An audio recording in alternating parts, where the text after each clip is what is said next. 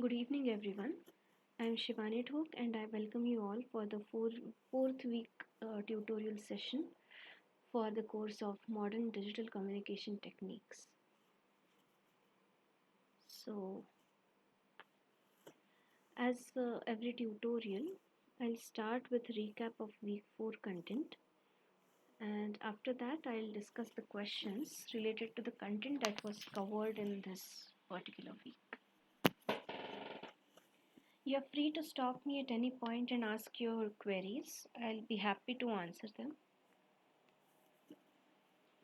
Even if you have any queries regarding the content which was covered in this week or previous weeks, you can just stop me and ask me at any point of time.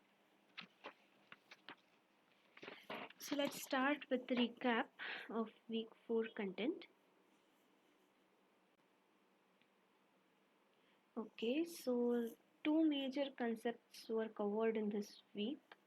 So basically we were looking at how the discrete signals or digital signals are generated, and digitalization involves two steps. One is sampling and followed by quantization. Sampling was covered in previous week, and I had taken few questions of that also. I'll take some questions regarding sampling in this week's tutorial as well. After sampling, we get an analog waveform which is discrete in time, and that waveform or that analog sequence is then sent into quantizer, which then gives you a sequence of digital symbols, that are discrete in time as well as discrete in amplitude. So there are various ways to do quantization, and the very basic way of doing quantization is doing uniform quantization. So first of all, what is quantization? Quantization is conversion of this discrete time continuous amplitude signals to a sequence which is having finite precision. And if we mathematically define quantization, it can be called as a function such that it takes in the analog sequence or discrete time continuous amplitude sequence as input and provides a quantized output. A simple example of this can be considered as, let's say uh, your uh, these are your signals like this, and we are going to map it to the, and these are the quantization levels.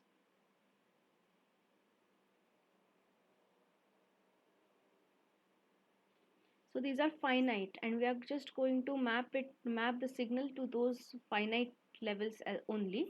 So and to the nearest finite. So basically this point will get, this point here, this one will get mapped here, something like this. Then this point is near to this, so it will be mapped here. Again this point is close to this. We can have a proper thresholding as well. And then we have this point which is close to this. So we get something like this digital signal, which is for discrete in time and discrete in amplitude. Now if we go by this uniform quantization, that is, if I have a range of signal which is from Vmin, or let's say Xmin, to let's say Xmax, so this range I'll divide into some L intervals, and the step size of this will be known as delta. And each of this, and what we'll do is, I'll consider this midpoint of each of this interval, and if the signal which we are observing, or the continuous amplitude signal, this x of n, if that lies here, that is greater than this threshold, then I'll map it to this level, and if it is less than this threshold, then I'll map it to this level. So in this way we'll do this uniform quantization. And now if we observe, the maximum error that we can get in this quantization will be either along this direction or here, which is delta by 2. So maximum error that we can get is delta by 2, or we can say plus minus delta by 2. And another way to say this is, this error will basically lie between this range from minus delta by 2 to delta by 2. So therefore what we have is this error, quantization error, which is given by xqn, that is quantized value minus x of n, which is actual value. This will lie in the range of delta by 2 to delta by 2, and this will be uniformly.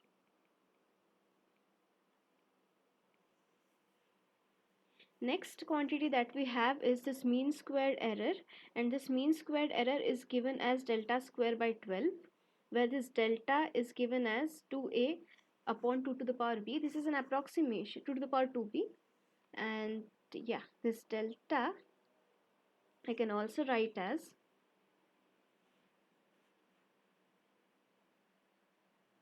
x max minus x min upon L minus 1. This is 2 to the power b only. Yeah. Then the next quantity that we have is SQNR, which is known as signal to quantization noise ratio. So that is given by this quantity here, that is 3 by 2 into 2 to the power 2b, and if we convert it into dB, that comes out to be 1.76 plus 6.02 b, where this b is number of bits used for quantization.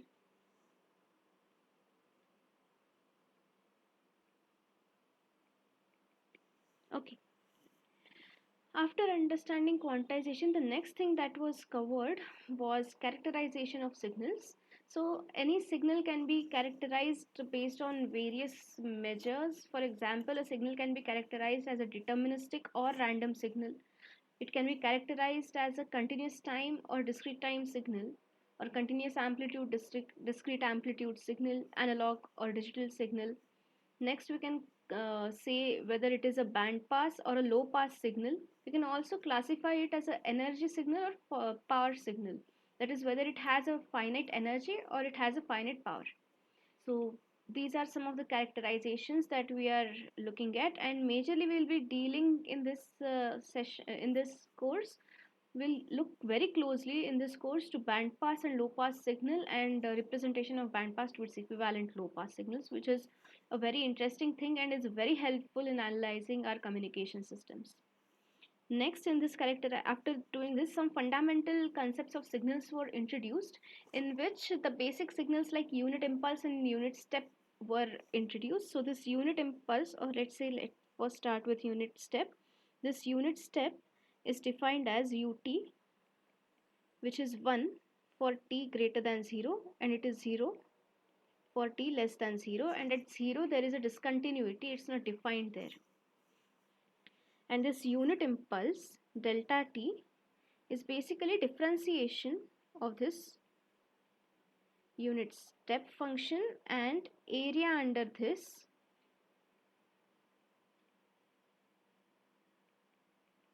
is given as 1, and since it has an area of 1, it is known as unit impulse. This unit comes from the fact that the area under it is 1. The next thing that was introduced was Fourier transform and some of its properties. So I'll just mention the synthesis and analysis equations of Fourier transform. So let's start with synthesis equation for Fourier transform.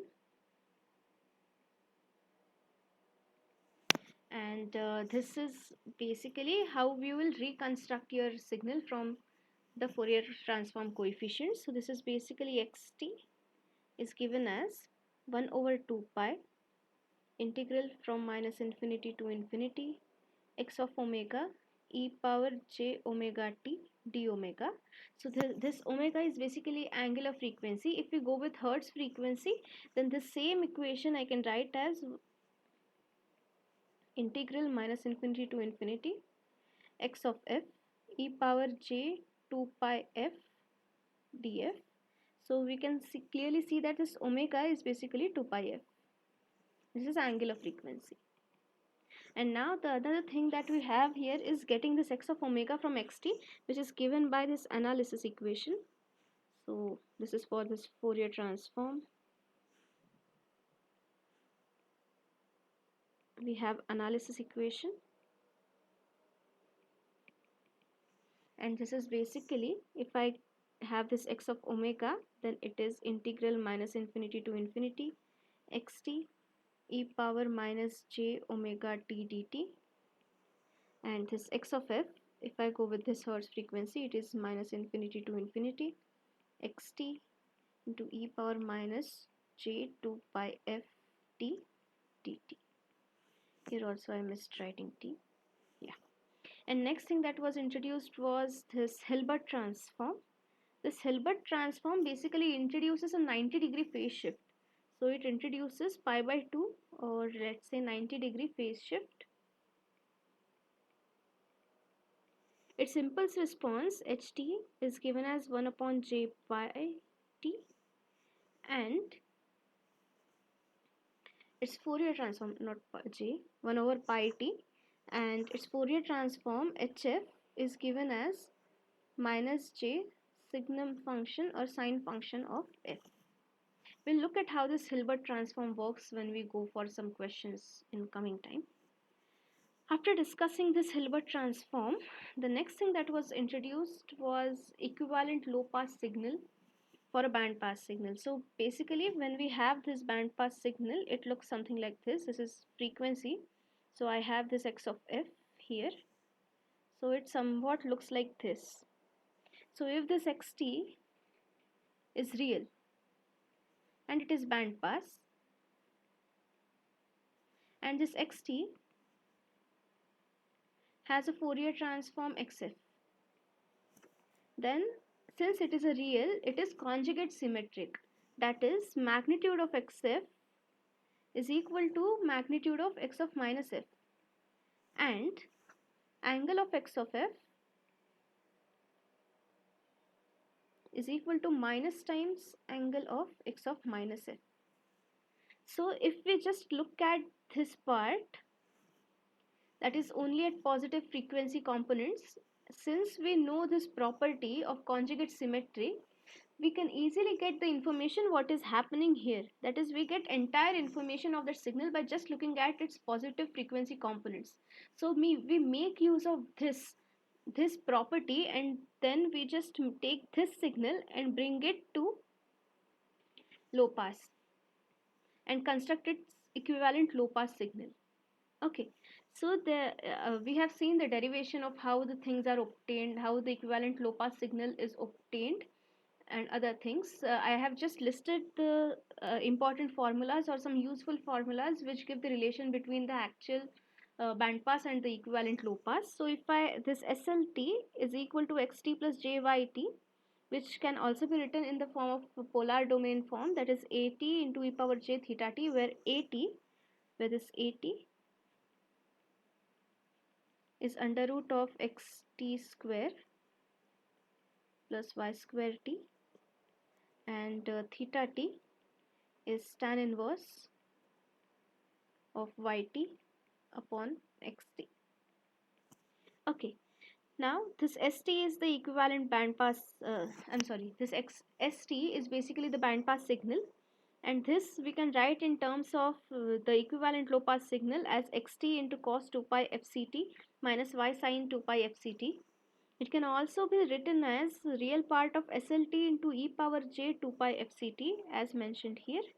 Furthermore, if we go with this polar form and substitute it here, then we can write it as at into cos 2 pi fct plus theta t. And the Fourier transform of this signal SF can be written as written in terms of the Fourier transform of this equivalent low pass signal as something like this. Furthermore, we have looked at the equivalent low pass representation of the system as well, and the Fourier transform is given by this formula here. And the next target which we'll be looking at in the coming week, that is the week 5, that the next target that we need to look at is basically we need to find yt which is output of this signal, output of this system, HT, which is in bandpass, and we need to get its representation something like this. That is, we need to get how this YLT looks like, which will be very helpful in our analysis in subsequent lectures. So this was all the content that was covered in this lecture or in this week. If you have any questions, please let me know. I'll answer them. Otherwise, I'll move ahead with the questions that I have planned to cover today.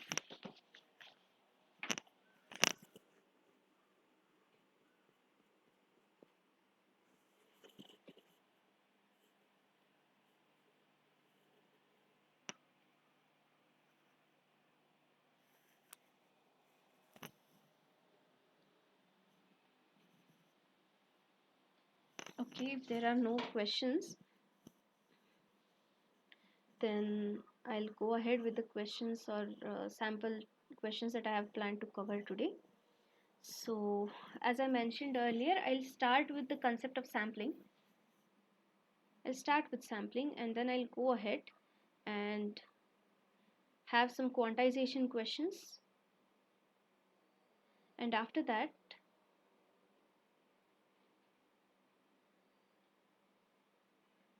I'll go ahead with some questions for equivalent low pass and Fourier transform and Hilbert transform. Okay. So let's start with this first question. It says that we need to find the sampling frequency of the following signals, where the first signal is given something like this. So what we are having here is XAT is summation k running from 1 to n sine 2 pi k f naught t. Okay, and yeah. So basically this is sum of sinusoids, and if we observe here, the maximum frequency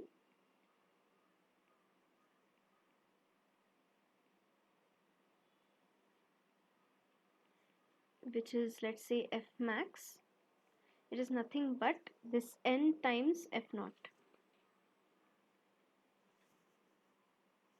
And Nyquist sampling theorem says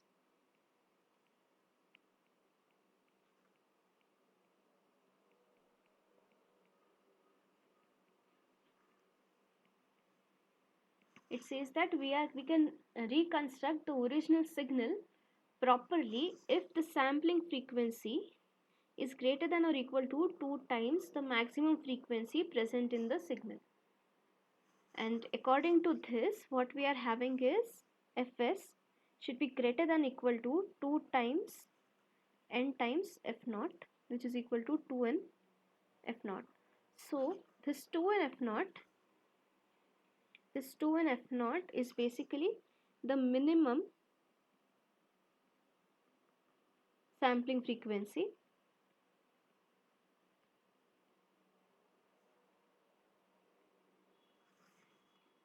based on this Nyquist criteria, and we can sample it with a frequency higher than that. There is no harm in that, but if we sample it with a lower frequency, we'll have to deal with aliasing, and we won't be able to reconstruct the original signal, and we'll land into some sort of problems.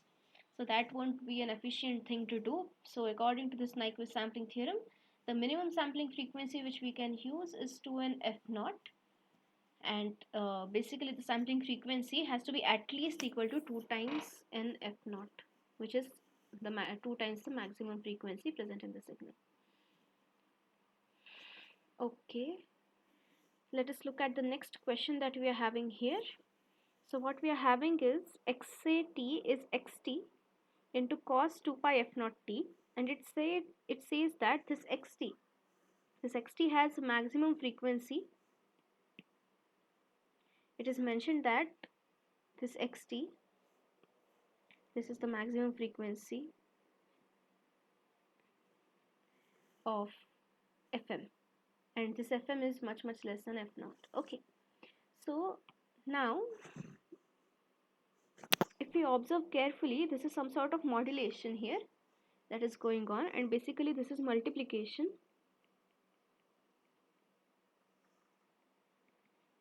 in time domain.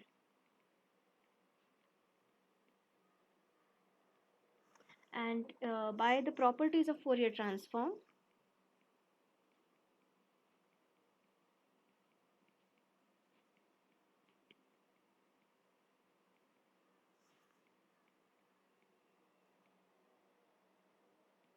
if we have x1t multiplied by x2t, its equivalent thing in discrete in the frequency domain, that is in Fourier transform domain, is x1f convolved with x2f, where x1f is the Fourier transform of x1t and x2f is the Fourier transform of x2t. So now if we do that, then this xa of f is basically x of f convolved with Fourier transform of cos of 2 pi f naught t, which we can write as x of f convolved with Fourier transform of e power j 2 pi f naught t plus e power minus j 2 pi f naught t whole divided by 2. And we have seen this property in the lectures that if I have something like this, then this will lead to a shift in frequency domain. So what we have is x of f will be convolved with, the first thing that we are having here will be delta f minus f, delta f plus f naught plus delta f minus f naught whole divided by 2. And if we convolve a signal with its impulse, that signal appears at that particular impulse location. So this will basically equal to x of f, this is f,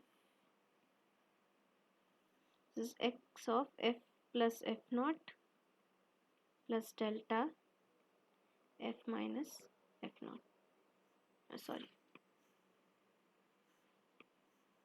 x of f minus f naught by 2. Okay.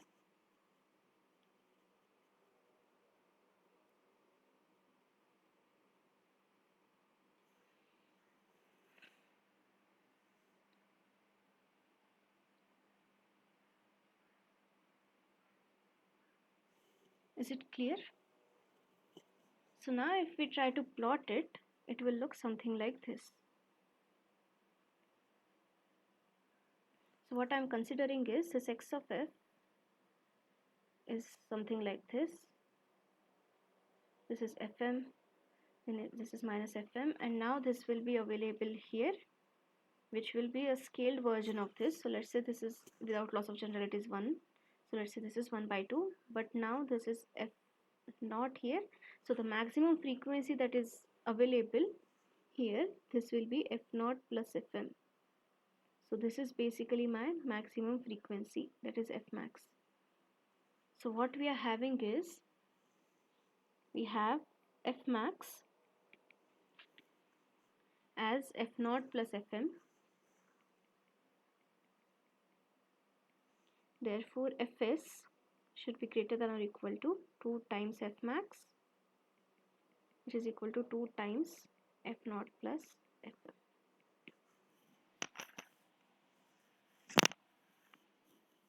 Any questions?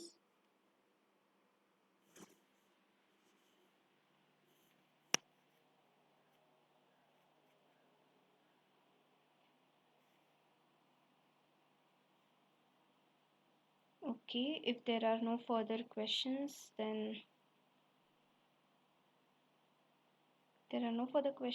let us go ahead and look at the next questions that I have planned. So some upcoming questions which I have planned are basically related to,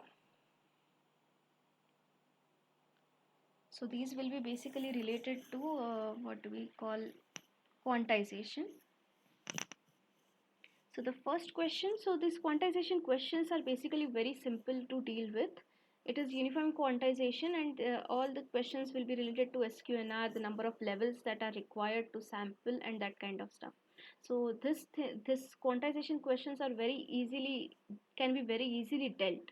So let's start with his question. So what we are given is we have a sinusoidal signal with amplitude A. So how does the signal look? It is a sinusoid. It might have some phase, so I'm just drawing it something like this.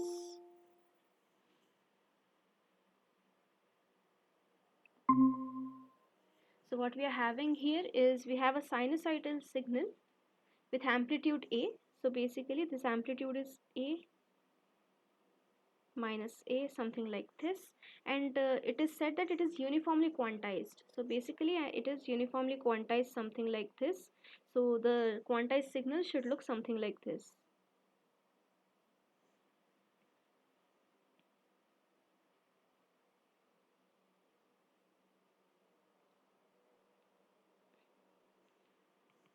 Okay, so based on the level and the discretized and sampling things, so it should look properly quantized to these particular levels, which is something like this.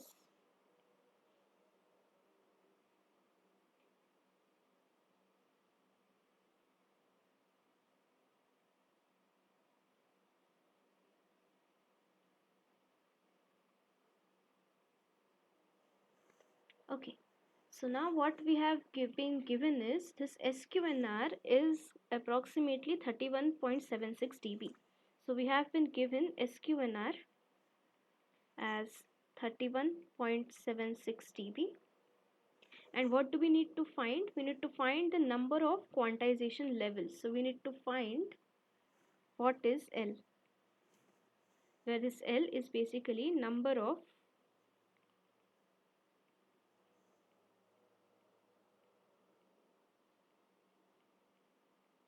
quantization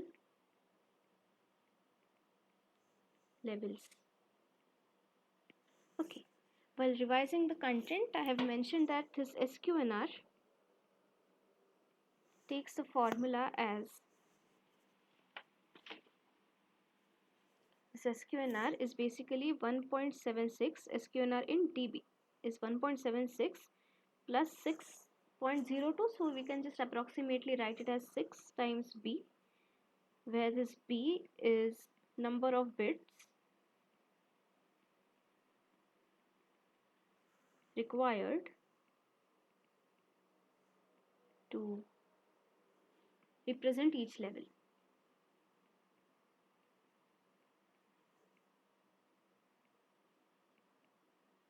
Okay, so this is what we are having here, and this SQNR in dB, this SQNR in dB is 31.76. So this is 31.76 is equal to 1.76 plus 6b. So therefore we have 6b as 31.76 minus 1.76, which comes out to be 30, which means that b is equal to 60 divided 30 divided by 6, which is 5 bits. So this L is nothing but 2 to the power b, which comes out to be 2 to the power 5, which is 32 quantization levels. Any questions?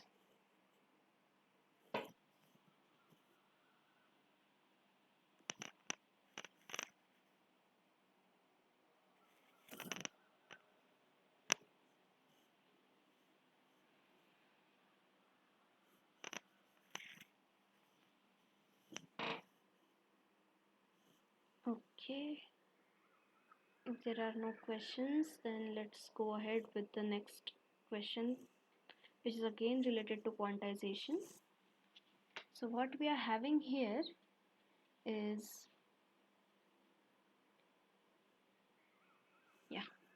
so we have a PCM system. So this PCM system implies this PCM is pulse coded modulation.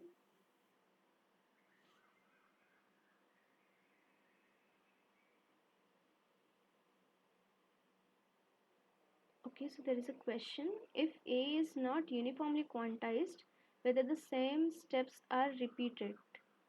No, no. The SQNR itself will change. If you are going for a non-uniform quantizer, there are various quantizers like mu quantizer and other quantizers. So these steps which are here are not same. No, it will be totally different. It will depend on how the structure of quantizer is. It won't remain same. So the non-uniform quantizer basically has an idea that if you have high frequency signal, or like if some particular value of signal is repeated more number of times and some are not repeated too frequently, then the non-frequent will have region will have a less we have a higher step size, and the places where we need a higher resolution, that will have a lower step size. So that is known as non-uniform quantizer. So basically in uniform quantizer the step size remains same. In non-uniform quantizers the step size is delta. This delta which we have, this delta, this changes in non-uniform quantizers. This is not same for all. Is this, does this answer your question?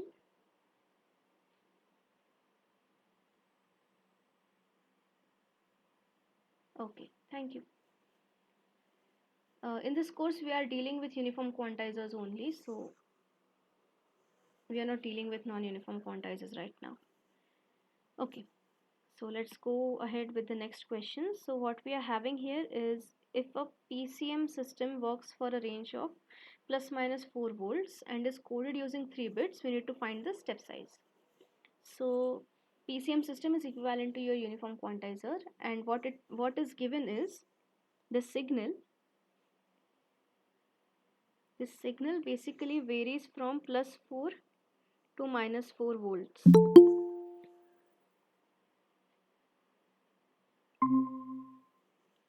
This signal varies from plus 4 volts to from minus 4 volts to plus 4 volts, and this signal is then uniformly quantized in PCM system. Okay, and what is asked is we need to find what is the value of this delta.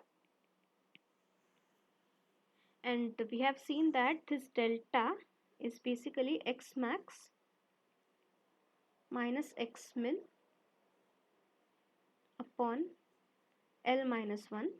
Now based on the information that we are having here, is this 4 volt is basically my x max, and this minus 4 volt is basically my x min.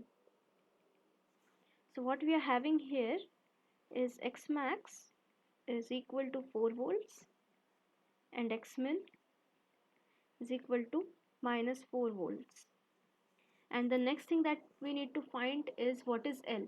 So basically this L is the number of quantization levels that we are having here. So this L directly depends on the number of bits, that is B, as 2 to the power B, and this comes out to be 2 to the power 3, which is equal to 8. And therefore this delta that we have is x max, that is 4, minus x min, that is minus 4, upon L, that is 8 minus 1, which comes out to be 8 upon 7 volts. So this is the step size that we are having here. Any questions?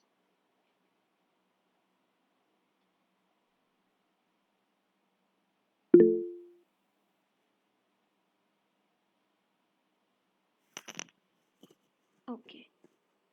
These quantization questions are really very easy to handle. Okay. So now what we are given here is, in the next question, we have an analog signal and it is sampled at Nyquist rate Fs, which is 1 by Ts. So what we have been given here, we have an analog signal and it is sampled using a sampling frequency Fs. So what we are having is sampling frequency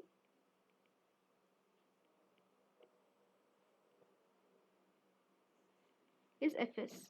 And how should we interpret this sampling frequency? This unit for the sampling frequency is basically samples per second. That is, in each second,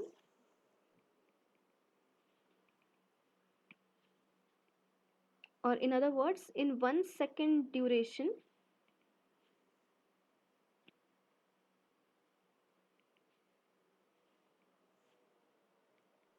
fs samples are generated. That is, at every 1 second duration, fs number of samples will be generated. And now it is, then it is said that it is quantized into q levels. So each of this sample, we have fs samples here, and each sample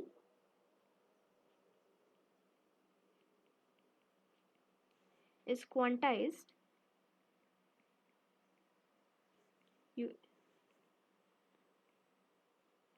using q levels.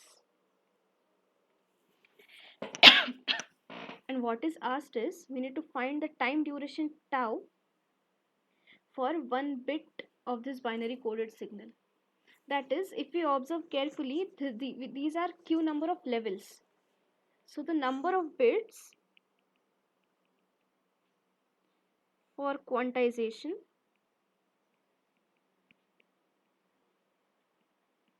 are basically ceil function of this log q to the base 2. Okay, so basically in 1 second duration,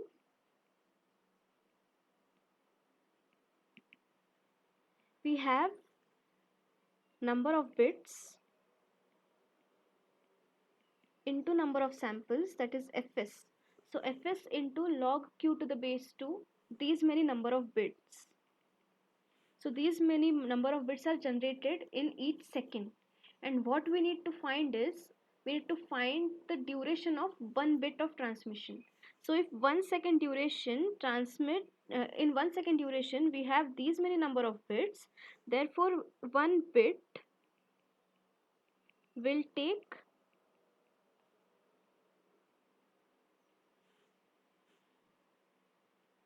tau equal to 1 second upon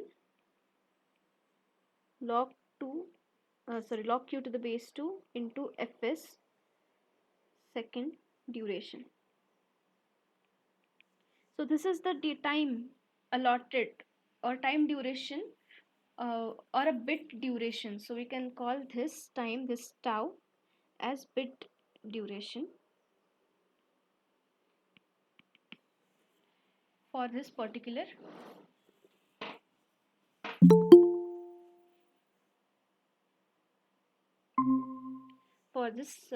signal, which is sampled at a Nyquist rate of fs, and it's quantized into q levels as mentioned in this question. Any questions here?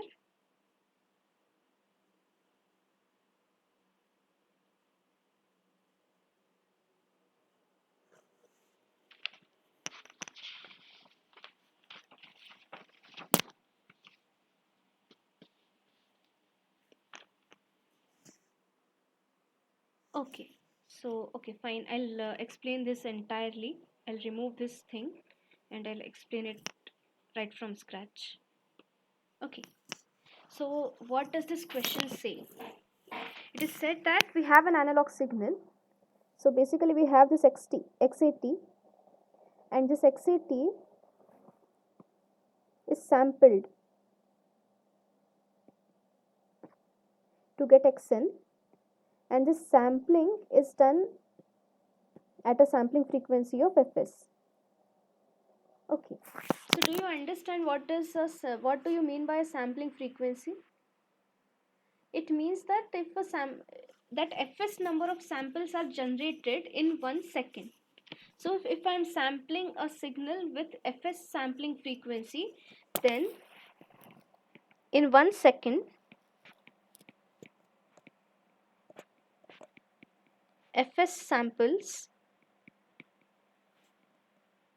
are generated.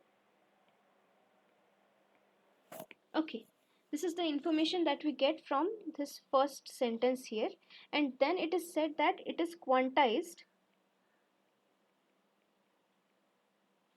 to get xq of n, and this quantization is done in q levels. Okay, now if I have q levels, which means, so it's like there are q possibilities of this binary sequence or binary coded signal that we can generate. So if total possibilities are q, then how many bits are required to represent all of these q possibilities? For example, if q is equal to 3, then 3 symbols in how many bits can I represent, assuming assuming they are equal length?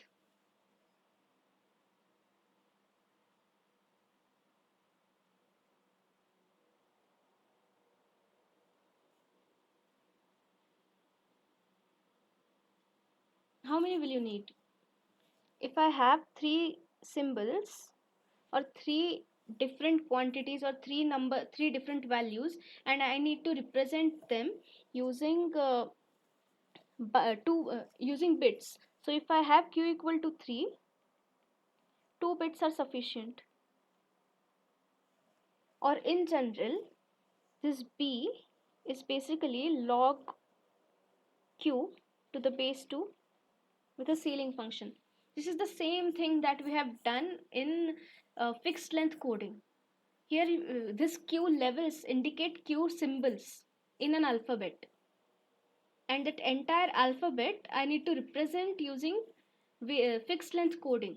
So if I have q symbols, that is m equal to q, then the number of bits that I need will be basically ceil function of log q to the base 2. Okay, so now if I have fs samples, and each sample is quantized using a q level quantizer, which means each sample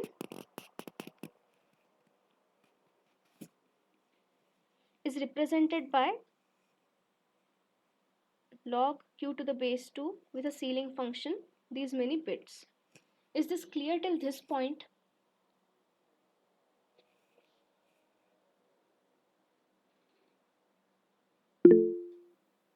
Okay, so till this point it's clear. Then next thing that is asked is, we need to find the time duration tau for one bit of binary coded signal.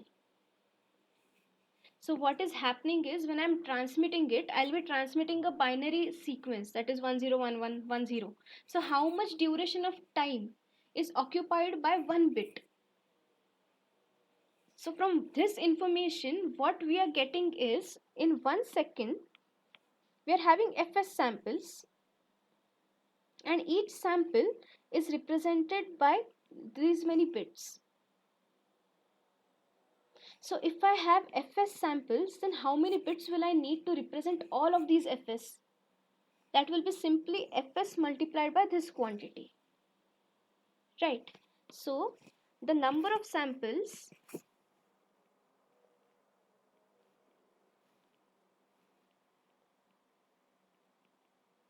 or rather not samples, the number of bits generated in 1 second will be number of samples in 1 second multiplied by number of bits required for one sample. This quantity here, number of samples in 1 second, this quantity here is fs, and number of bits required for one sample is nothing but this log q to the base 2. So what we have here, number of bits in 1 second is simply this fs multiplied by this quantity here.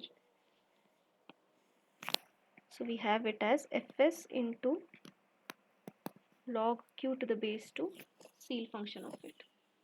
Okay, So if these many bits are generated in 1 second, these are the total number of bits. If these many bits are generated in 1 second, then how much time does one bit occupy? That will be this 1 second divided by the total number of bits, right?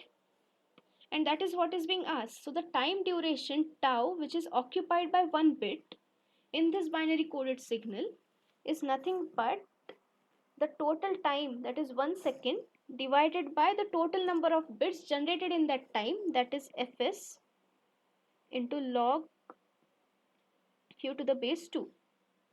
So this is basically the time taken to get time taken by one bit. So this is basically time taken for one bit. Is this clear now?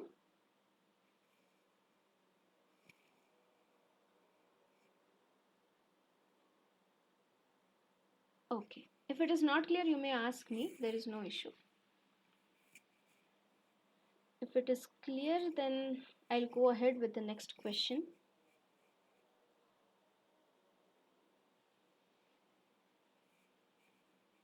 Okay. So the next question that we are having here is, again we have this PCM system and we need to find the number of quantization, the next thing that is given is, let me read the question. In a PCM system, the number of, yeah, sure, yeah.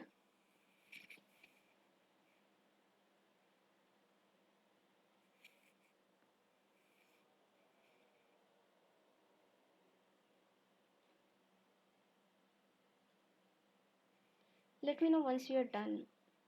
I'll move ahead then. Yeah, okay. Okay. So let us look at this fifth question. So what it says, in a PCM system, the number of quantization levels is 6 and the maximum frequency is 4 kilohertz, and we need to find the bit transmission rate. Okay. So what is the information that is given to us?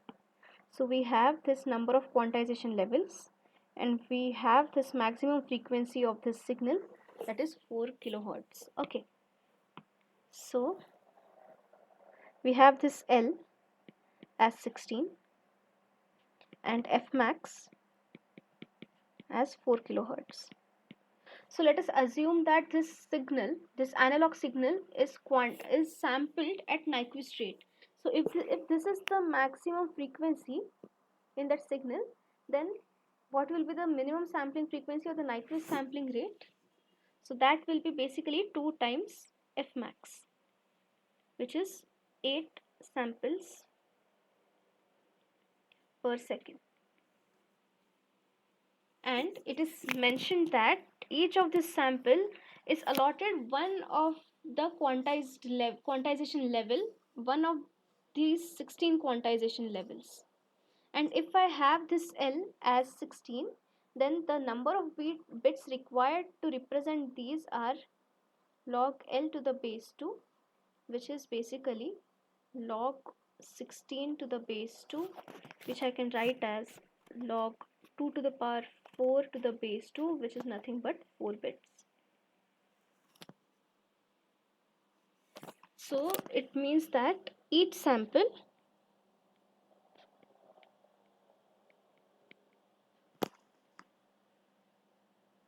is represented by 4 bits. So bit transmission rate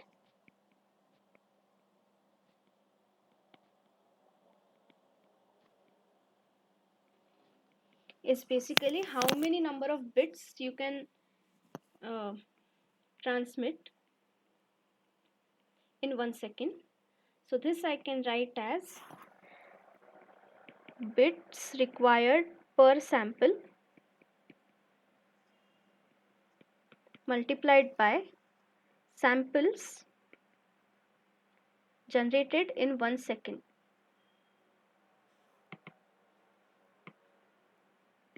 So what does this indicate? This indicates bits required to represent one sample,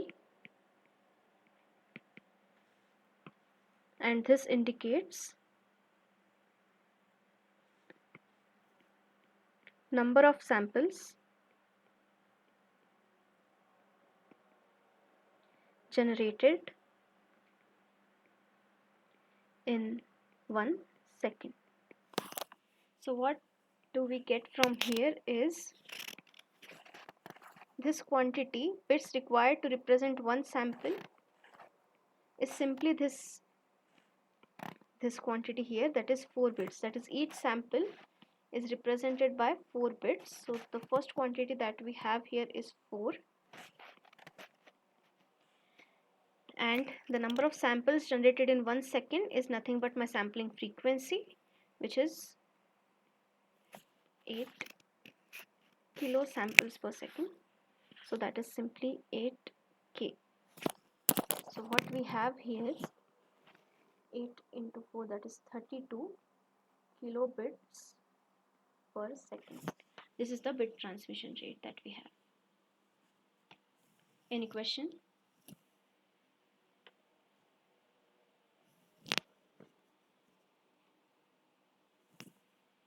Okay. Yeah. If there are no further questions, let us look at here. So what we are so now we have completed the questions which are related to quantization, and few questions I'll cover which are related to Fourier transform. I'll also discuss some important properties of Fourier transform which we'll be using in upcoming sessions or upcoming weeks, and then I'll go ahead with low pass equivalent representation or complex baseband representation or equivalent low pass, and followed by that I'll have 1 or 2 questions for Hilbert transform. So let us start with a simple Fourier transform question. So this is just some sort of a revision or a brush up thing, so that we have revised how to find a Fourier transform so that it helps in upcoming weeks. Very simple questions I have taken for this, just sort of a recap and a refresh thing. So what we have been asked here is we need to find the Fourier transform of the signal xt, which is e power minus at ut. So how does this signal look? So the signal basically looks something like this. This is t and this is xt, which is e power minus at ut, and the maximum value that it takes is 1. And we need to find its Fourier transform, and the Fourier transform for this is given as x of omega is equal to integral minus infinity to infinity e power xt into e power minus j omega t dt. Okay, so this x of omega is equal to integral minus infinity to infinity e power minus at ut into e power minus j omega t dt. Now this ut is 1 for t greater than 0, and it is 0 for t less than 0.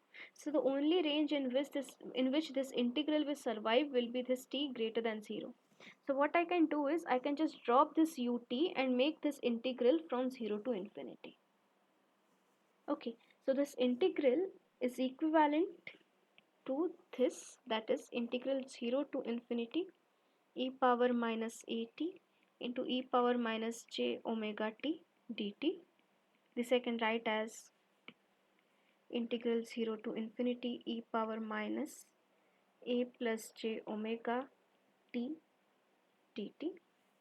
This is nothing but e power minus a plus j omega t upon minus a plus j omega, and this integral limits are from 0 to infinity. As this a is greater than 0, when I substitute this infinity here at t, since this a is greater than 0, it is positive, which means that this entire signal is tapering down, which means that infinity, this signal will take a value 0, which you can observe here. Okay, So since this a is greater than 0, this integral will be converging, and what we have here is 0 minus of, when we substitute t as 0, it becomes 1 upon minus a plus j omega, which is equal to 1 upon a plus j omega. So what do we have here is x of omega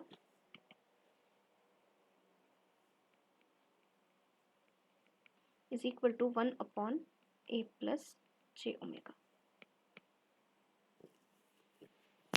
Any questions?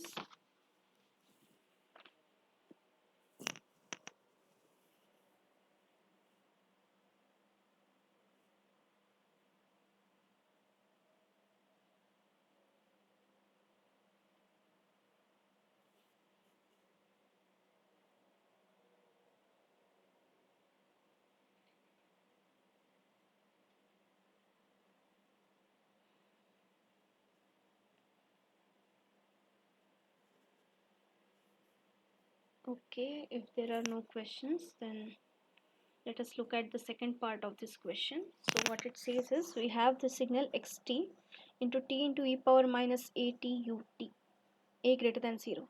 Now if we observe here carefully, and let's say I name this first part as x tilde t, and I can write this xt.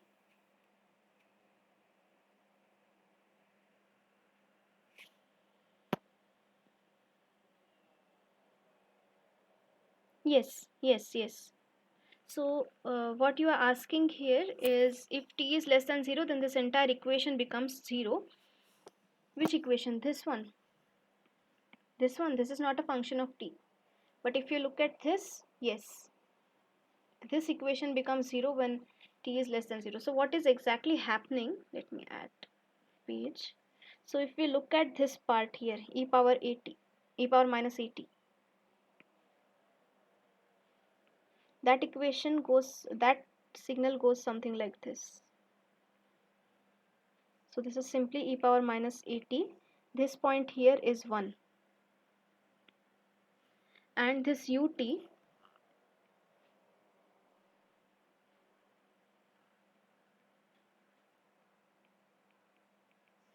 this ut is basically 1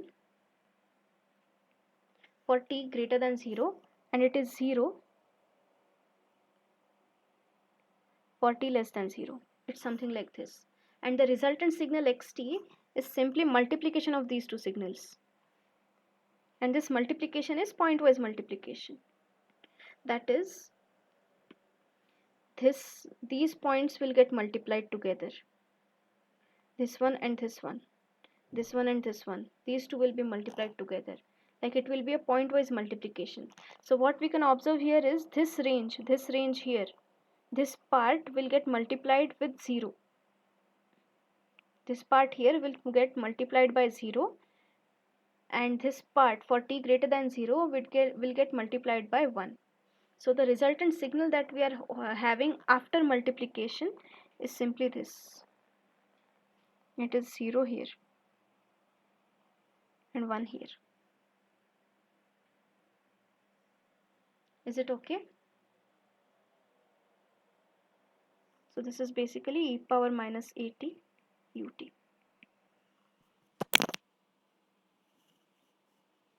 Okay.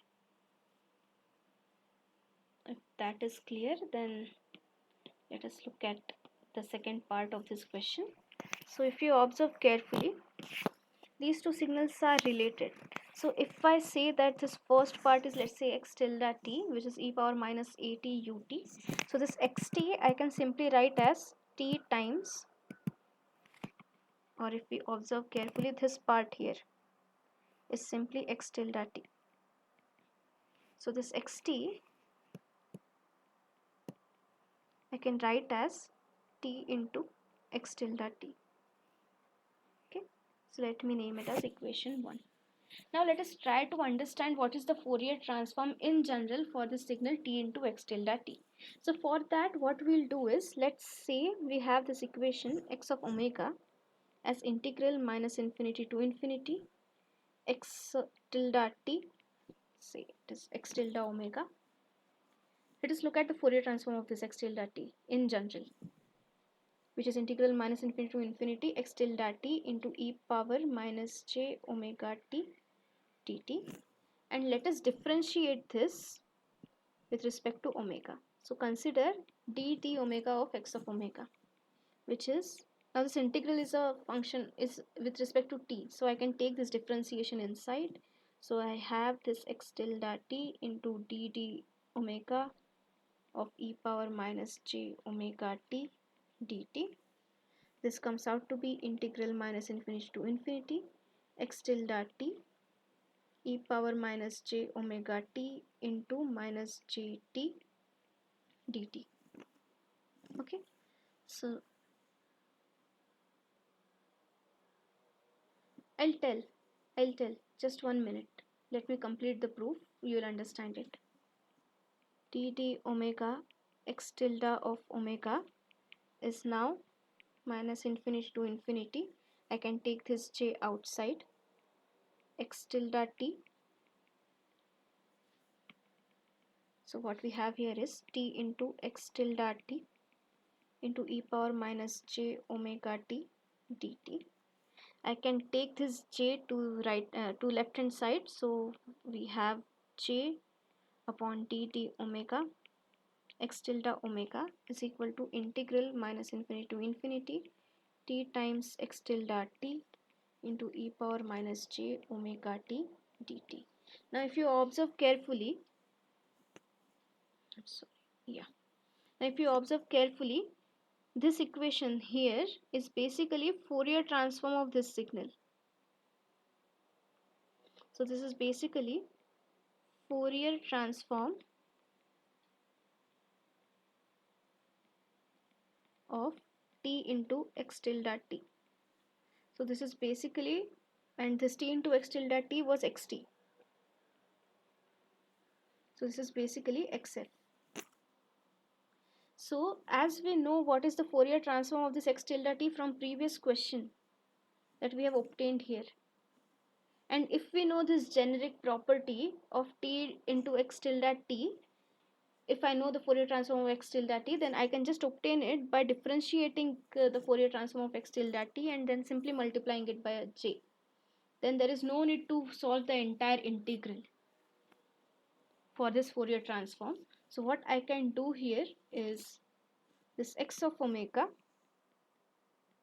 will be simply j times dd omega of x tilde omega, and this x tilde omega we have obtained as 1 upon a plus j omega from previous question.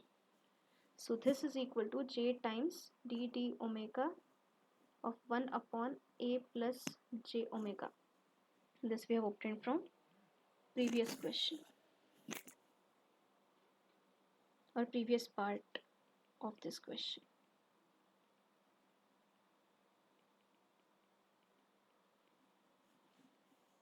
So this comes out to be j times minus 1 upon a plus j omega square multiplied by j. This j into j is minus 1, so this comes out to be minus 1 into 1, minus 1 into minus 1, that is 1. So this comes out to be a plus j omega square. I hope this answers your question, why do we need a differentiation. So what I was trying to prove here is, if I know some properties of Fourier transform, finding the Fourier transform of some related signals becomes much more easier. Like instead of solving this entire integral equation, I can just solve it in 3 steps by use of this property. That is, if I have this. Yes, it will be the same. You try it out. It will be the same. It has to be the same. See, this Fourier transform pair is a unique pair. Like one signal can't have two Fourier transforms, or two different signals can't have one Fourier transform. This Fourier transform pairs are unique. Like it is a one-to-one mapping. If I know xt, it will have a unique x of omega. If I know x of omega, if I invert it, I'll get back to the xt, only one unique xt. So these properties will land you to the same Fourier transform. The thing is, sometimes solving these becomes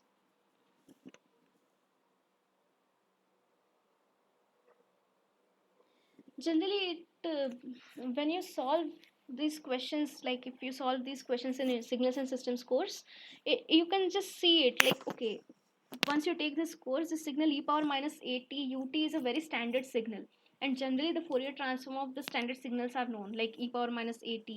Then you have your sinusoids or some other standard signals like unit step and other things. You know the Fourier transform of these signals. So if you know that, and if you are able to see that another signal is t into e power minus at ut, so that is just simple modification of the original signal whose Fourier transform we know. So why to solve the entire integral if we can make use of some properties? So in that sense, we can make use of Fourier transform properties and nothing else. So this is just a way to simplify our lives. Both the methods will give you same answer. There is nothing wrong in it. I hope that answers your question. You can go with both the ways, with any of the way which you like, but sometimes you might get involved in calculations, like it will be t into e power minus 80, like t into some exponential. Sometimes it might be t square into some exponential. That kind of things will go on complicating lives. So if that integral gets complicated, it's better to look for some property of Fourier transform which might give you your answer in 1 or 2 steps. I hope this answers your question.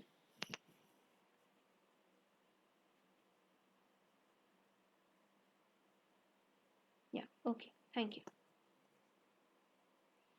Okay, so as a part of Fourier transform, I'll take proof of 1 or 2 properties like time convolution property and duality property, which we'll be using frequently in our course in coming weeks. So the first property is time convolution property of Fourier transform. So what does it say is, if I have two signals, let's say x1t, and its Fourier transform is x1f, and if I have another signal x2t and its Fourier transform is x2f, or let me be consistent, it's x1 of omega and x2t as Fourier transform as x2 of omega. Okay, let me be in angular domain as we have been looking at angular domains only. Okay, so this time convolution says that x1, we have this xt, which is basically convolution of x1t with x2t, and this is given as integral from minus infinity to infinity x1 tau x2 t minus tau d tau, and this has Fourier transform as x1 of omega into x2 of omega, and we need to prove this. So this is basically equal to x of omega. Okay, so let's start. What we have is x of omega as integral minus infinity to infinity xt into e power minus j omega t dt. Okay, so this I can write as integral minus infinity to infinity. I can substitute this xt as integral minus infinity to infinity x1 tau x2 of t minus tau d tau into e power minus j omega t dt. And this I can, now what I'll do is I'll change the order of integration, that I'll bring this integration with respect to tau outside and integration with respect to t inside. So what I have is integral minus infinity to infinity. So this is with respect to tau. So this x1 of tau is independent of t. I can write it here, x1 of tau. Then I have this integral with respect to t. This is with respect to t equal to minus infinity to infinity.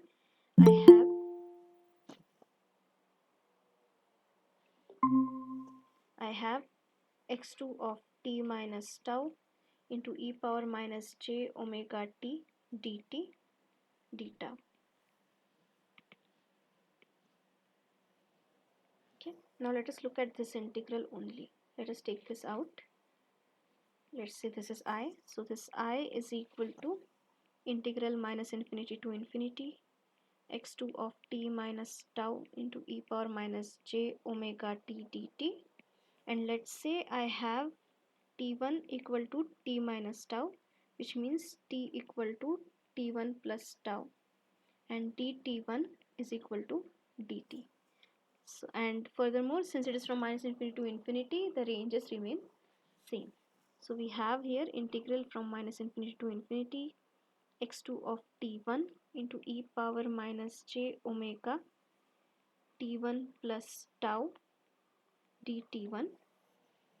So this I can write as this tau is independent of t1, so I can take it out. It is e power minus j omega tau integral minus infinity to infinity x2 of t1 into e power minus j omega t1 dt1, and this integral is simply the Fourier transform of the signal x2 of t. So this is basically equal to e power minus j omega tau into Fourier transform of this signal x2t, that is x2 of omega. So this I comes out to be e power minus j omega tau into x2 of omega. So this x of omega is now equal to minus infinity to infinity x1 of tau into I, this I which comes out to be e power minus j omega tau into x2 of omega. So it is x2 of omega into e power minus j omega tau d tau. I can take this x2 of omega outside, it is independent of tau. Integral from minus infinity to infinity x1 tau into e power minus j omega tau d tau.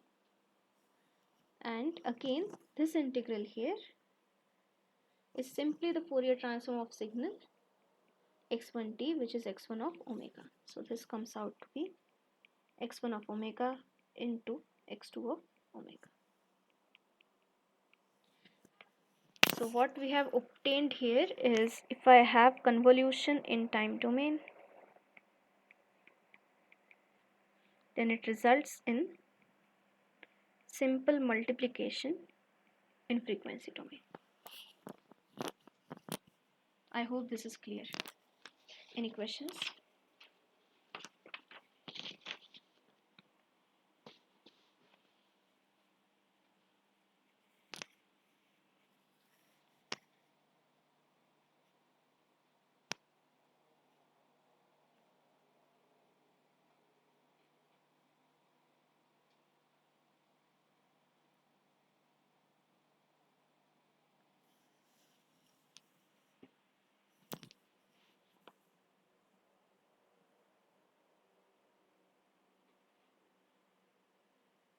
Okay, if there are no questions, then I'll go ahead with the next question that I am having here.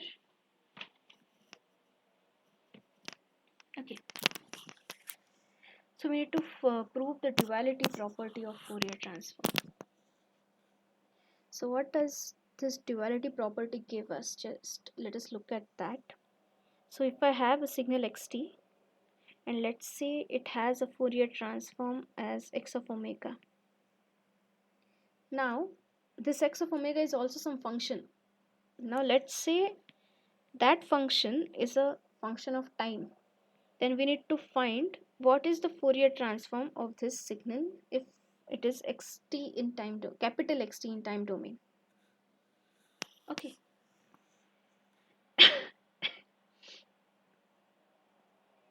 So if I have small x of t, a signal with Fourier transform as capital X of omega. Now if I consider a signal in time domain which is capital X of t, then what is the Fourier transform of this signal capital X of t? This we need to find. Okay, so we'll start by taking the equation of xt. So we have from the synthesis equation xt as 1 upon 2 pi integral minus infinity to infinity x of omega into e power minus j omega t d omega. Okay, now let me multiply both sides by 2 pi. So what we have is 2 pi x of t which is equal to integral minus infinity to infinity x of omega into e power minus j omega t d omega. Now consider 2 pi x of minus t. So what will this do? This will just replace this t by a minus t. Okay. I'm sorry, here it is plus. Yeah. It will simply replace this t by a minus t. So we have x of omega e power minus j omega t d omega. Now what we'll do is we'll interchange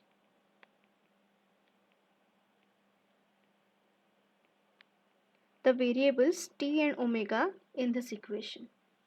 So what do we get is this 2 pi x of, it was t, so we'll interchange it with omega. This is equal to minus infinity to infinity x of t into e power minus, this omega is interchanged with t and this t is now interchanged with omega, and again this omega is interchanged with t. So this is basically integral minus infinity to infinity capital xt into e power minus j omega t dt.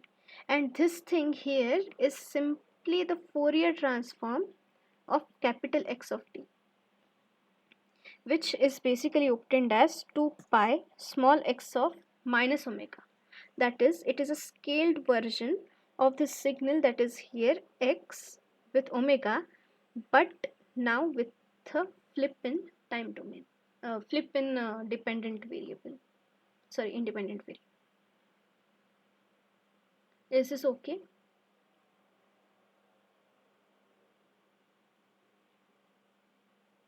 So if this x of t has Fourier transform as capital X of omega, that is the small xt signal in time domain has a Fourier transform as capital X of omega.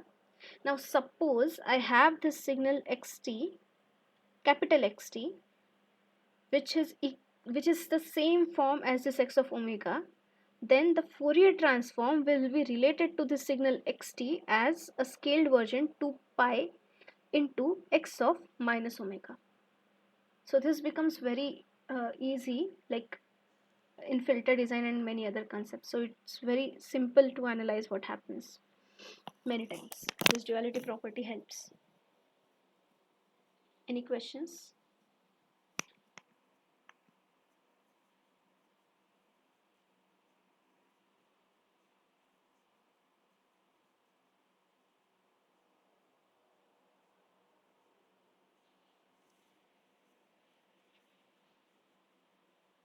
Okay, if there are no questions, then I'll go ahead with the next part of today's session. So now the question that I'm going to consider is related to finding the low pass equivalent of the signals. So let me just quickly revise it once. So I'll just revise it once. So what we are having is this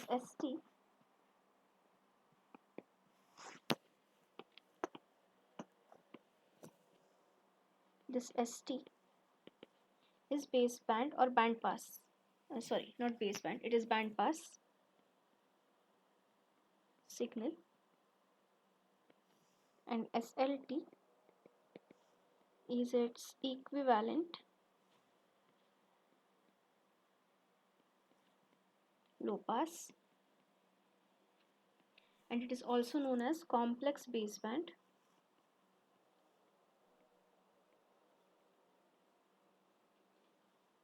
signal. And how are these two related? So this ST is basically real part of SLT into e power j 2 pi fct. From where this fc is coming? So this ST has Fourier transform as S of f, and this Fourier transform is centered about fc and around plus minus fc, something like this. So this is what we are having here.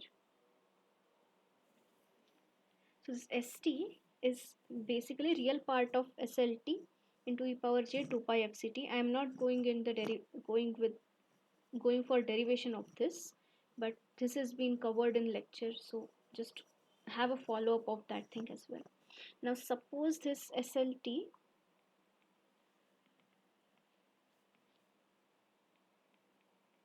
is of this form, that is at into e power j theta t, that is this is in polar form. So this st becomes real part of at into e power j 2 pi fct plus theta t, which is simply at into cos of 2 pi fct plus theta t.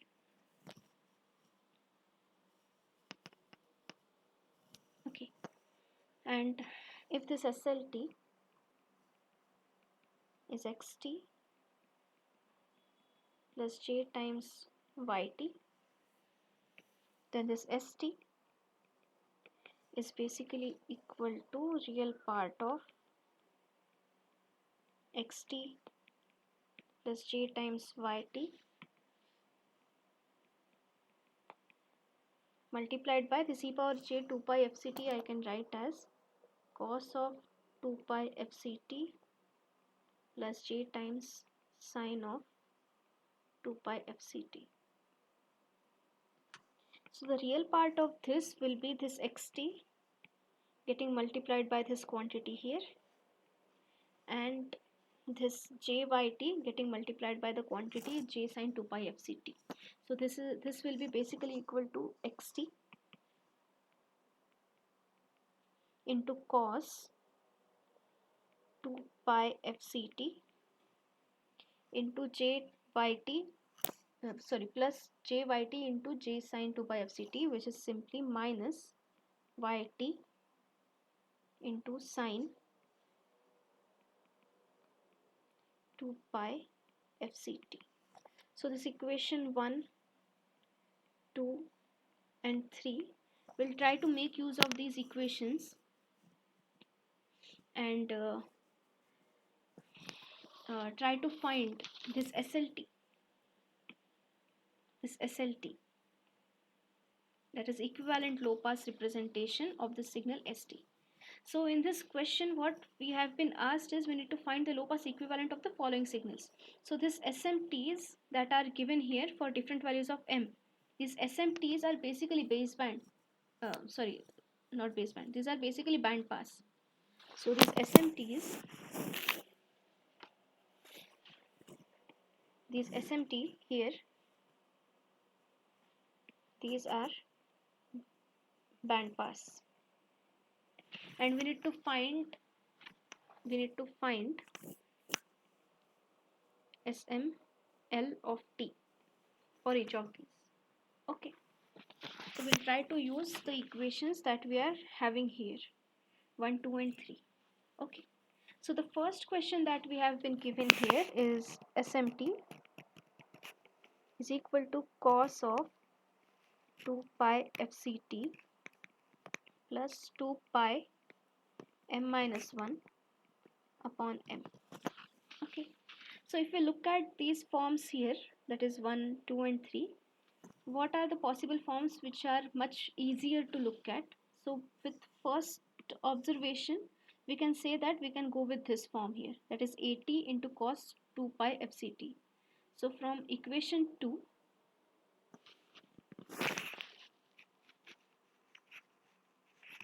this I can compare with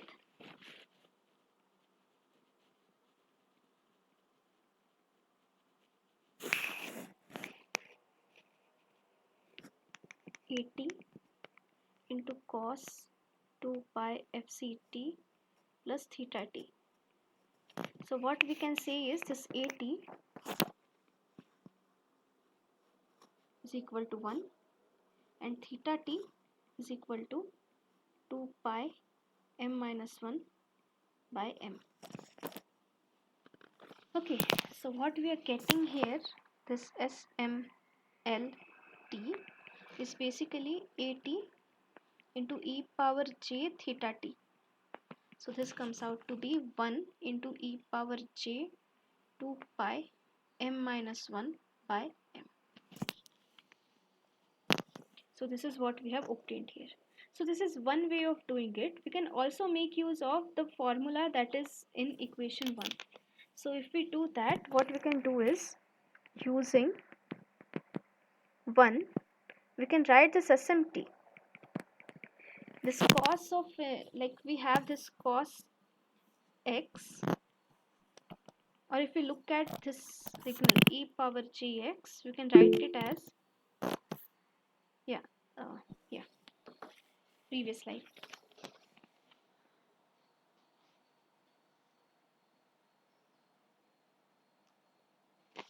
Okay. So if we have this exponent here, e power gx, this we can write as cos x plus j times sin x. So this means that this cos x is nothing but real part of e power jx, right? So now what we are having here is this cos of 2 pi fct plus j times 2 pi m minus 1 by m. So this is some sort of cos x formula. So this I can write as real part of e power j.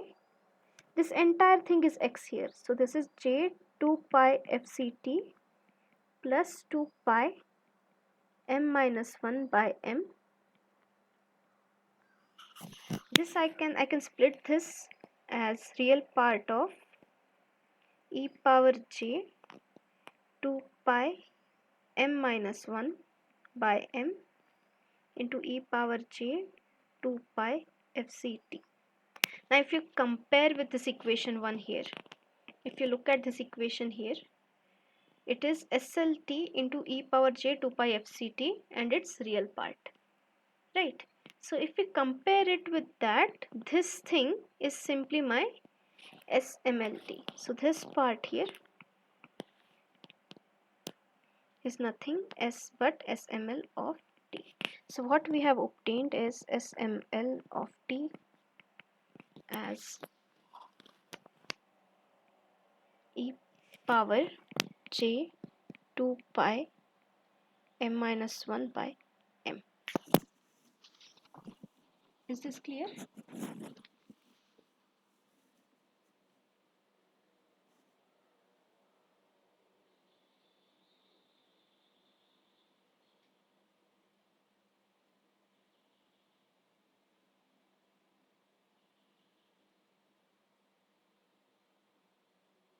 Any questions in this part?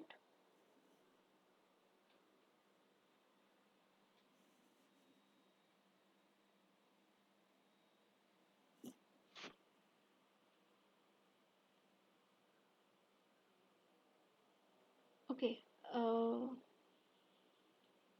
You want me to explain it again? This second part, right? The second way of solving this same question.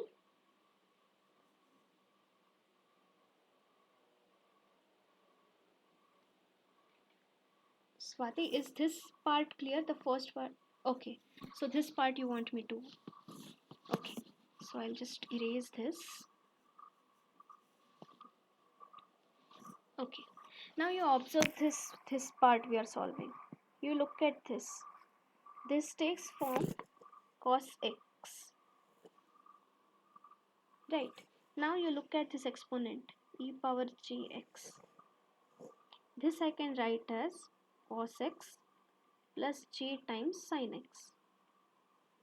So from this we can say that this cos x is simply real part of e power jx.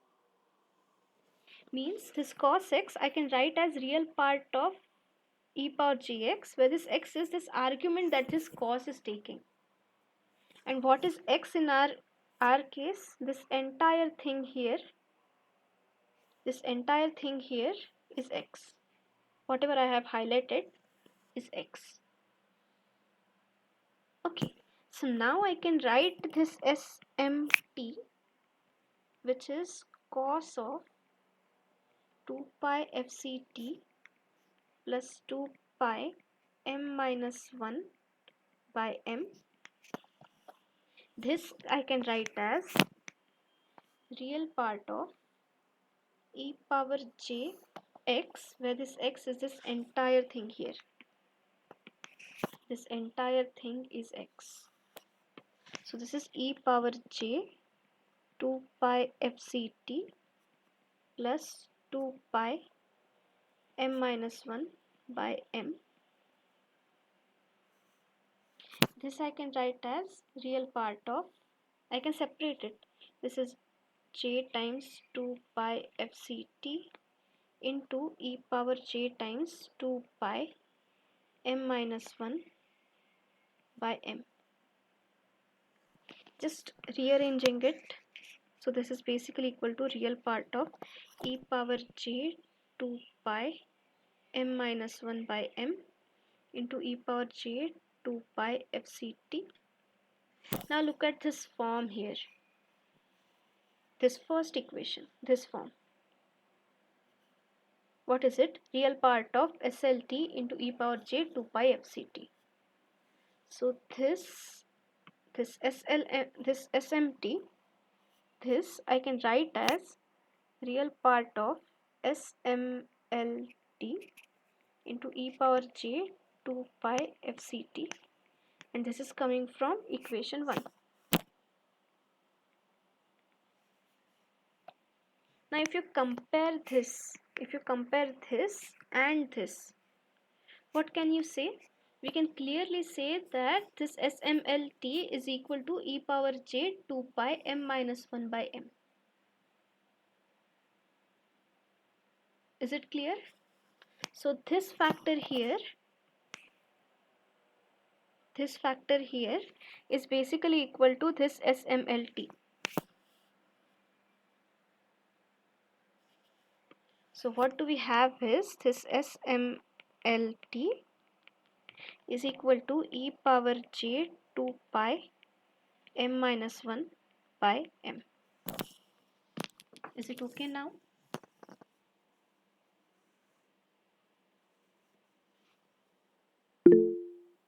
Okay, yeah.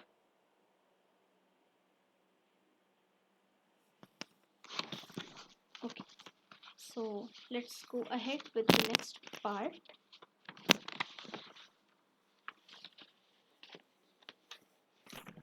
of this question. So now we are looking at SMT. So this SMT is AM cos 2 pi FCT. So now we'll try to solve this part using all of the three forms. All of the three forms that are listed here. So this is first form. This is second. This is second. And this is the third form. Okay. So we'll make use of all of these three forms. So let us first look at. Okay. So let us look at the way one. So as I had shown here, this e power jx, so I can write this e power jx as cos x plus j sin x, and this cos x is nothing but real part of e power jx. So what we are having here is SMT as am cos 2 pi FCT, and this am is a real quantity. This am is a real quantity. So we can write this as am into real part of e power j 2 pi FCT from the same argument that we have made here. Same thing. Okay. So now, since this is a real quantity, I can just take it inside. Nothing, no harm. It's like 2 times e power j 2 pi FCT is equal to 2 times, and its real part, it will be simply equal to 2 times cos 2 pi FCT. So it won't harm me. So that is basically equal to real part of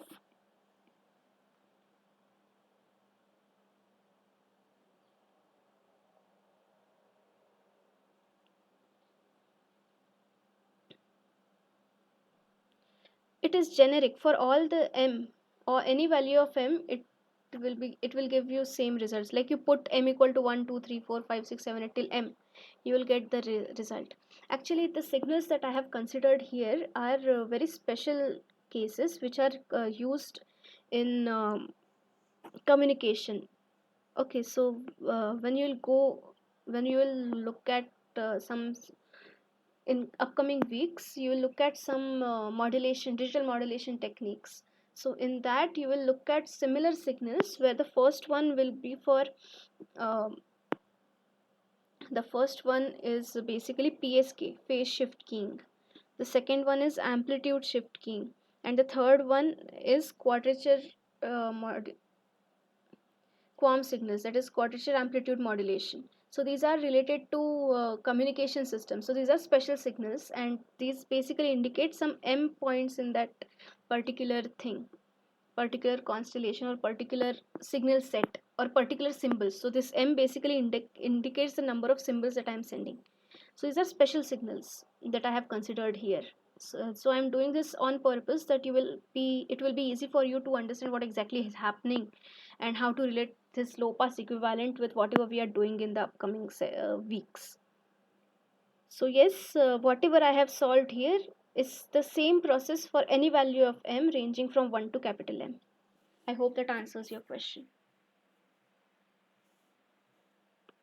Okay, so this SMT, let's continue with this SMT. After taking inside, this is nothing but real part of Am e power j 2 pi fct. So again, this is equal to real part of SMLT into e power j 2 pi fct, and here this Em.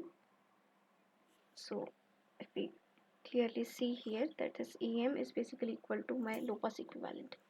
So this SMLT is basically equal to Em.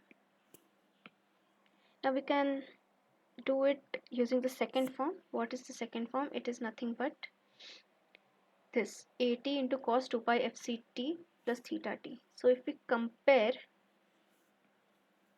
so what will we do? We'll compare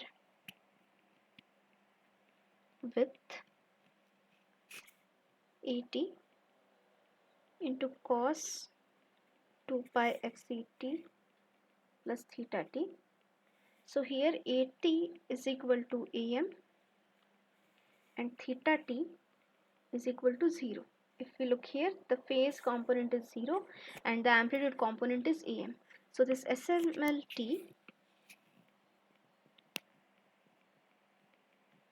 is simply AT into e power j theta t, which is equal to Am into e power j 0, which is simply Am, which is the same thing which we had obtained in the previous part. So now let us just do it with the third form also. I'm doing this on purpose so that once you have your question in front of you, you will be clear on how to deal with all of the three forms. It will be easier for you to understand what exactly is happening and how with any form you can handle that particular question. I think there are one or two questions in your assignment as well, which you will be submitting this week. Okay, so if we go with the third form, what is this? So the third form, this SMT, will be looking something like this. It will be xt into cos 2 pi fct minus yt into sine 2 pi fct, which is equal to, and this SMLT is basically xt plus j times sine 2 pi fct. Oh, sorry, I am writing j times yt. Okay, so now if you compare this and this, if you compare this part here and here, this xt is equal to am and yt is equal to 0. See here. And there is no sine 2 pi fct, which means that yt is equal to 0. So therefore smlt is equal to am plus j times 0, which is equal to am.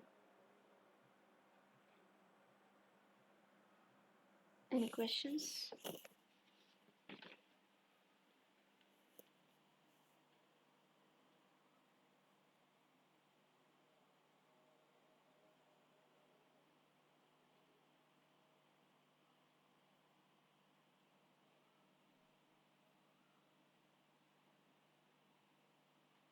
Okay, if there are no questions, then I'll go ahead for the third part of this particular question.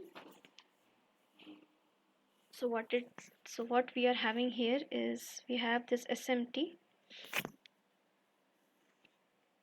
which is AMC cos 2 pi FCT minus AMS sin 2 pi FCT.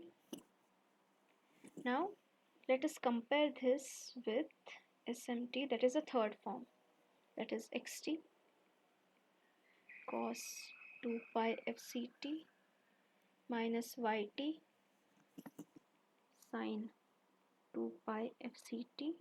So what we are having here by comparing it, so what we are doing is we are comparing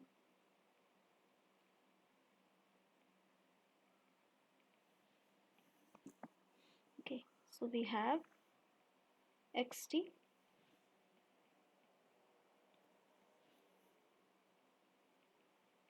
as EMC and Y of t as EMS. Therefore SMLT is simply AMC plus J times EMS. Okay. Another thing that you can do is you can use the second form, that is here what you can do is you can write this SMT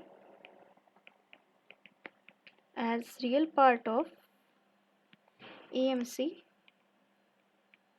plus J times EMS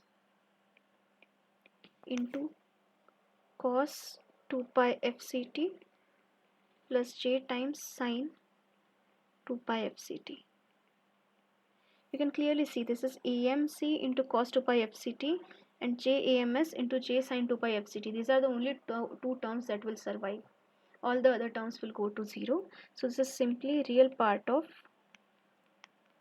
AMC plus J times EMS into e power J 2 pi FCT, and again this part here is simply my SMLT.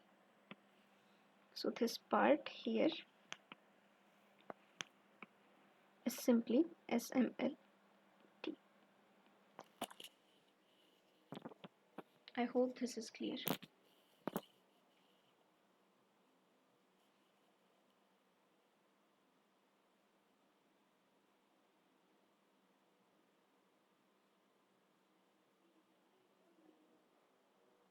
There are no further questions. I'll go ahead with the next part or the next question that I'm having here. Okay, so the next question that I'm having here is we need some input. So the question says that if the following signals are passed through a Hilbert transformer, you need to find the resultant output. So what does the Hilbert transformer do? So this Hilbert transformer has impulse response as 1 upon pi t, and its frequency domain representation, that is Fourier transform, is minus j signal function of f. So how does the sine function look? It is something like this. So the sine function is like this. This is 1 when f is 1. So this is basically sine of f. 1 when f is positive, and it is minus 1 when f is negative. and this hf, this thing gets multiplied by minus j for hf. So this hf looks something like this.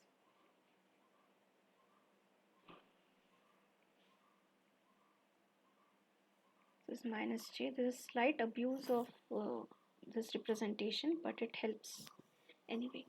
So this is simply hf f. This is nothing but hf as minus j times sine function of x. Okay.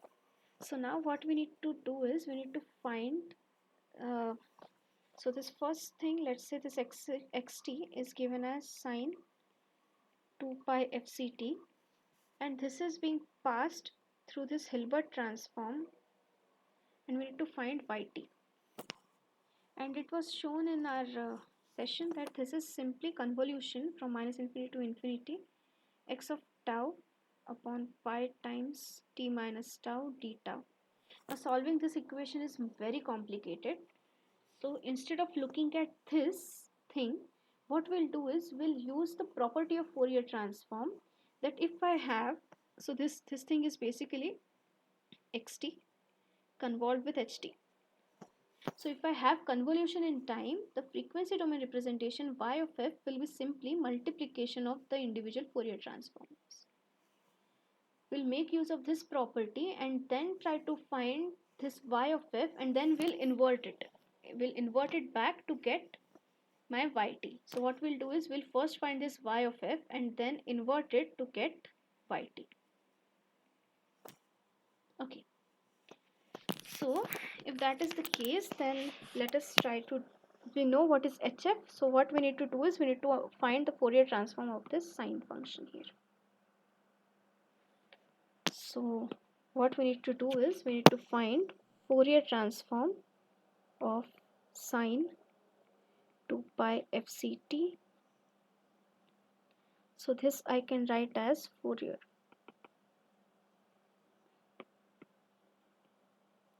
So this I can write as Fourier transform of e power j 2 pi fct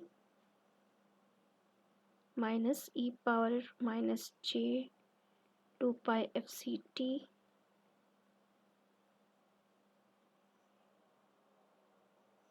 divided by 2.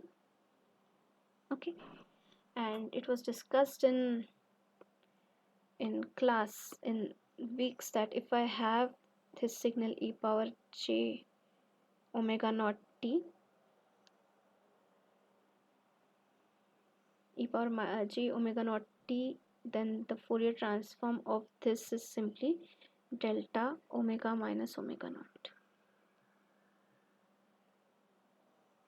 Okay, so if that is the case, then Fourier transform of this, okay, there is a j here. So the Fourier transform of this is simply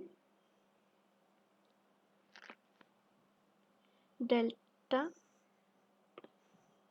okay, this is for angular frequency domain. So the same thing for Hertz frequency is e power j 2 pi f naught t. This thing will have a Fourier transform of delta f minus f naught. Okay, so what we are having here is e power j 2 pi fct. So the Fourier transform of this is delta f minus fc minus delta f plus fc upon 2j. So how will this look? So this will look something like this. This is fc, this is minus fc. So this at fc I have an impulse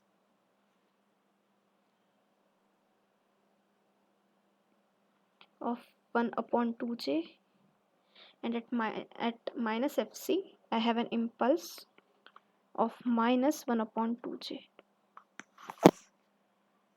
Okay, and this is nothing but Fourier transform of sine 2 pi fct. And next what we need to do is we need to find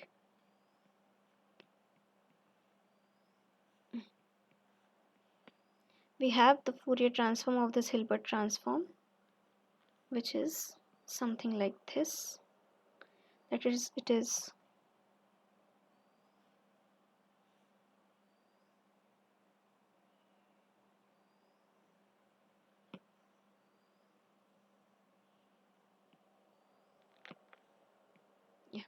like this. So for positive it is j, for negative it is minus j, so it is j and minus j.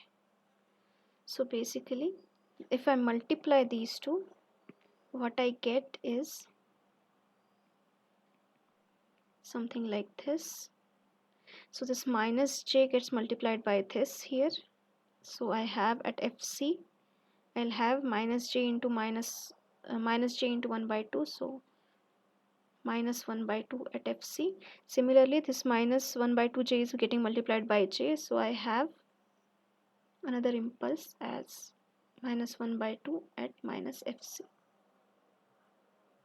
Okay, so what I have here, so this is basically, so this is y of f, this is basically equal to minus 1 by 2 with an impulse located at fc and an impulse located at minus fc. So what we have is y of f is minus delta f minus fc plus delta f plus fc upon 2.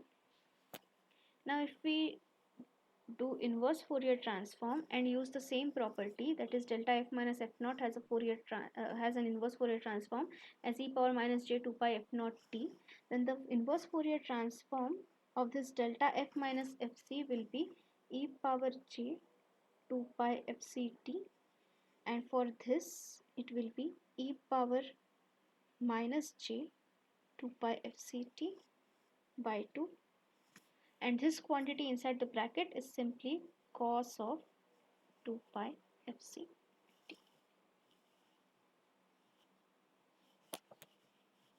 Is it okay?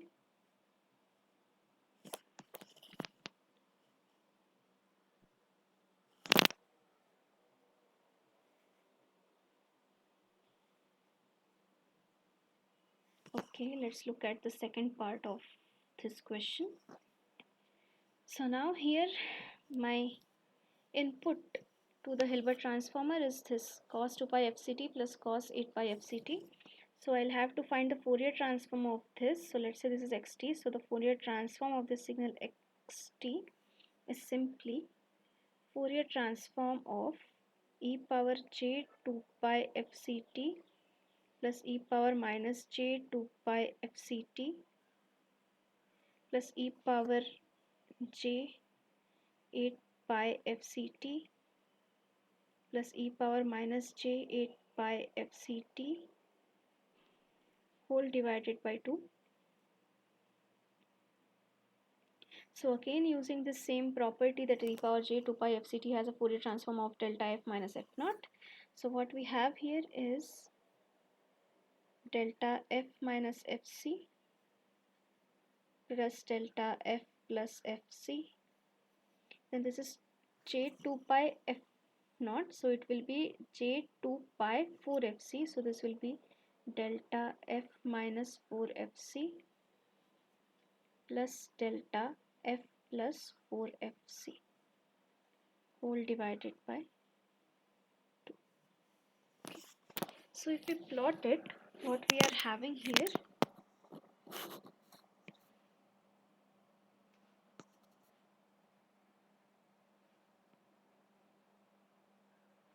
so let's say this is fc plus minus fc and this is 4 fc and minus 4 fc.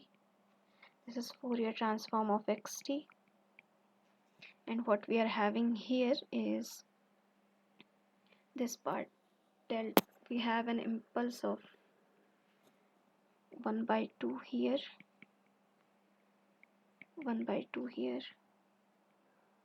1 by 2 here, 1 by 2 here, and let's say this is HF, and this Hilbert transform has a Fourier transform as J and minus J. So if we multiply this comes out to be something like this.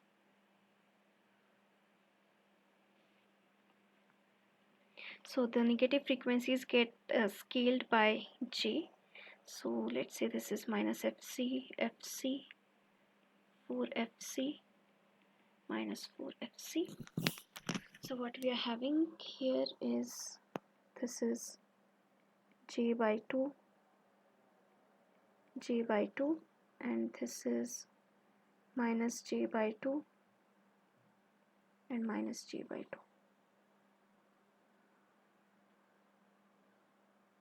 Okay, so this is simply my y of f, which is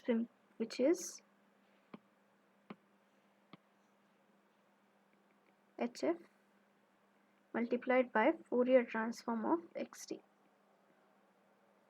Okay, so this y of f is J by 2 delta f plus 4fc plus J by 2 delta f plus fc minus J by 2 delta f minus 4fc minus J by 2 delta f minus fc. Okay, so what do we have is, this y of f is J by 2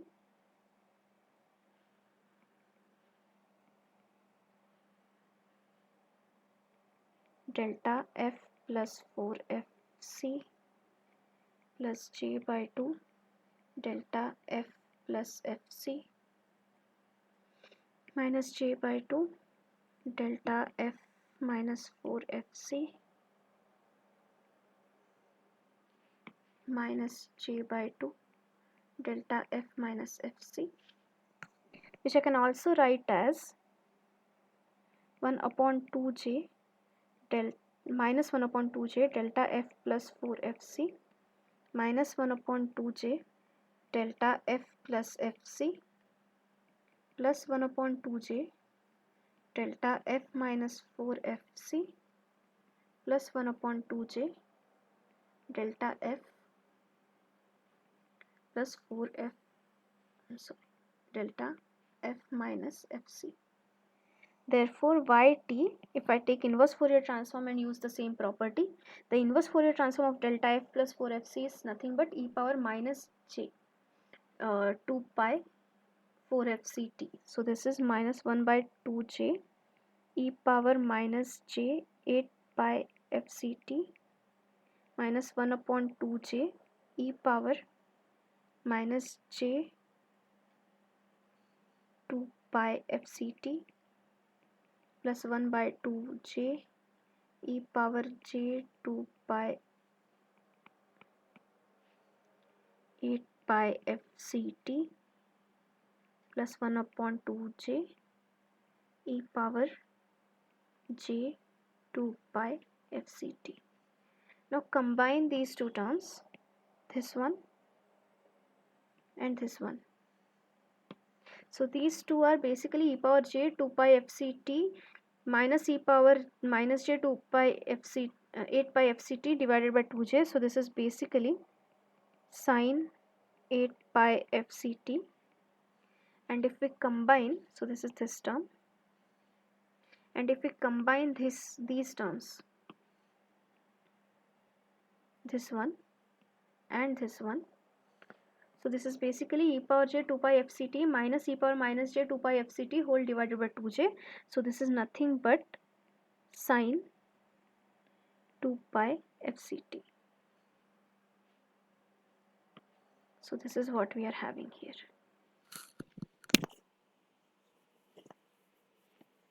Is it okay? Is it clear?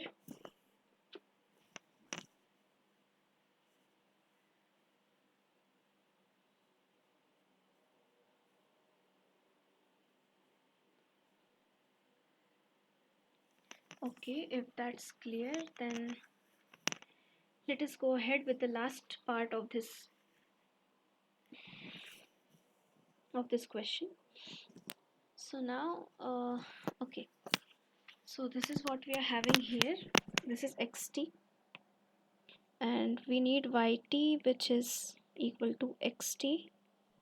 So which is, let me write it explicitly, sine 2 pi fct plus j times, oh sorry, plus cos 2 pi fct convolved with ht, which is equal to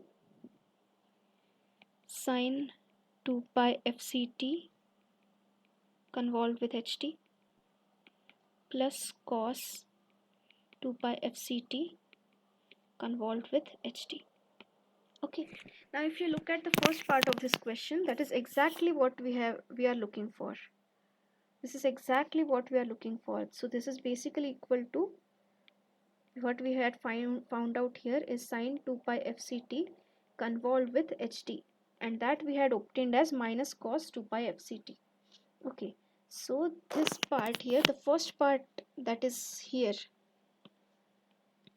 this part is simply minus cos 2 pi fct plus, okay, let me write it explicitly.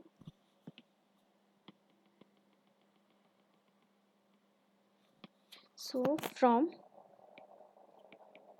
part 1,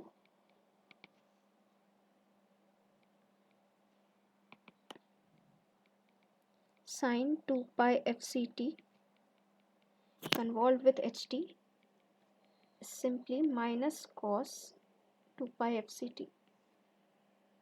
And if we look at part 2, so what we can observe from part 2 is we have this cos 2 pi fct and cos 8 pi fct.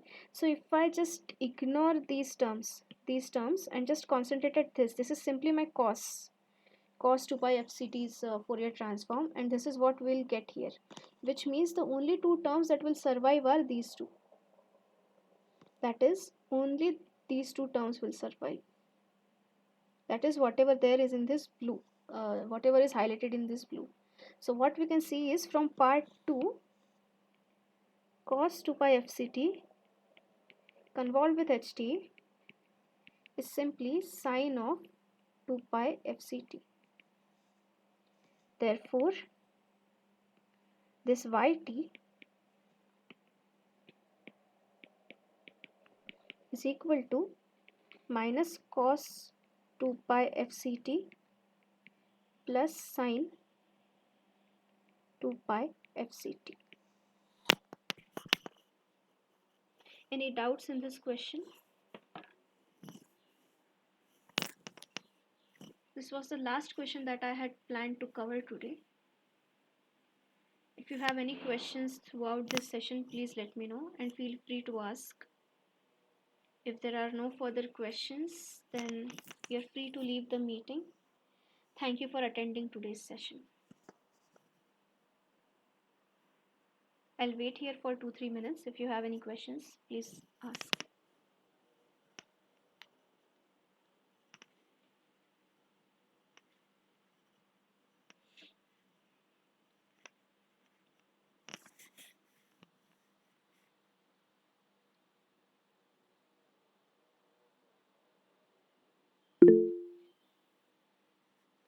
Thank you, Vishali.